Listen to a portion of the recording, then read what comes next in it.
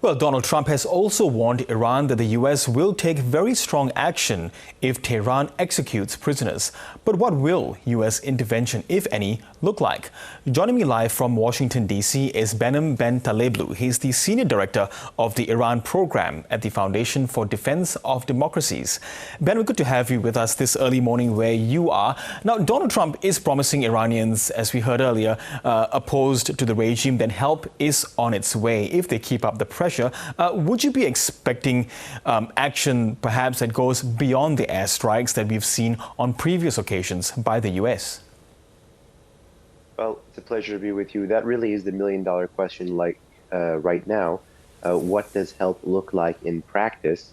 And is that help kinetic? And in the event that it is kinetic, in the event that it is military, what is going to be the relationship between that and, I think, day 18 of nationwide anti-regime protests? Will that help, if it's kinetic, be dampening protests, essentially spooking protesters back into their homes and essentially inducing a chilling effect that leads to your average protester looking for survival?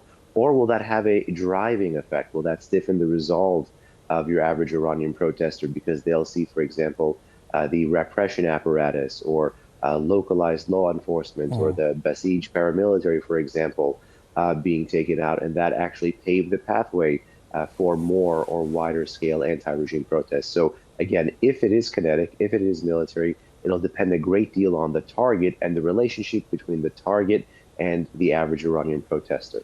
Yes, we've also heard, first-hand and second-hand accounts of from protesters on the ground there. Some of them described this as apocalyptic for Iran's rulers. Lots of analysts have been saying that this is also the biggest challenge to the regime since the Islamic Revolution of 1979. How would you describe these protests, given the large death toll?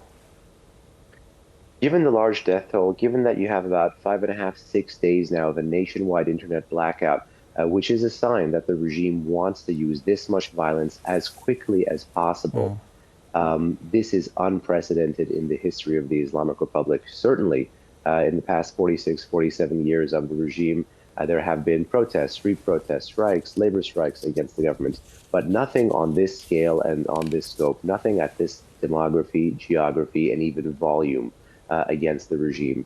And the contagion effect of these protests, obviously in the past, since 2017, you've had non-political protests turn into political protests, despite there being an economic trigger, despite there being a social trigger, despite there being an even environmental trigger. But quite literally, the state of war between state and society right now is unprecedented. And how concerned are you that the Iranian government will, begin executing prisoners detained for protesting? And do you then see protests sustaining in the face of this brutal crackdown? I am grossly concerned, and no doubt, of course, the Islamic Republic has always been engaging in a significant number of executions. What they're trying to do now and change the equation is potentially hold these executions in a more public fashion, to be able to induce a deterrent, chilling, and quite literally terroristic effect from state against society. What's interesting to me here is that U.S. President Donald Trump is talking about these executions and potentially linking that or tying that into his red line. But make no mistake, last year, 2025, that ended up being a record-setting year for state executions, literally state killings inside the country. It doubled, roughly the record from previous years, and it even hit a record that we had not seen in a decade in state executions. So again, while unfortunately there was not much attention paid to state executions in the years past, now because it seems to be tied in politically with a U.S. red line, and it seems to be tied in politically with the regime's attempt to deter future waves of protests, all eyes really will be on Washington to see how it makes sense of it, how it actually is incorporated to the fact that there could be these public executions again, how that is incorporated to the U.S. response, and whether that response is, again, kinetic or not. And just finally, from where you are, how much support do you think there is for the rulers of the Islamic Republic in Iran versus those who want regime change? Can you gauge that from where you sit? This is a question that is actually gaugeable without even needing to be as far away as I am right now, which is in Washington, D.C.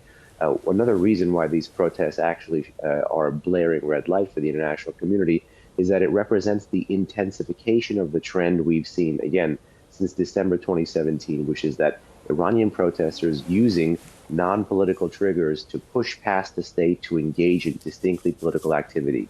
They are no longer looking at the factional infighting between the state. They're no longer settling for a highly rigged ballot box.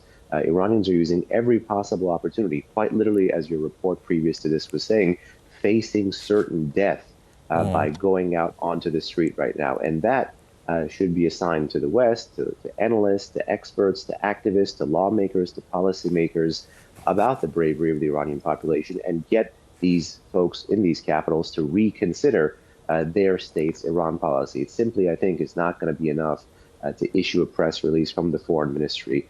There's going to have to be a way to deal with the not so silent great majority of Iranians in the most pro-American, pro-Israeli, the most pro-Western country in the heartland of the Muslim Middle East. We simply can't sit back and admire that. I would argue that we have to help the street flip the script on the state. This is not just morality. This is not just politics. This is statecraft. And to sit back and watch the population to this degree get slaughtered, I think would be a significant stain on the West. Okay, Benham Ben Taleblu, really appreciate your insights there from Washington. Thank you so much. Thank you.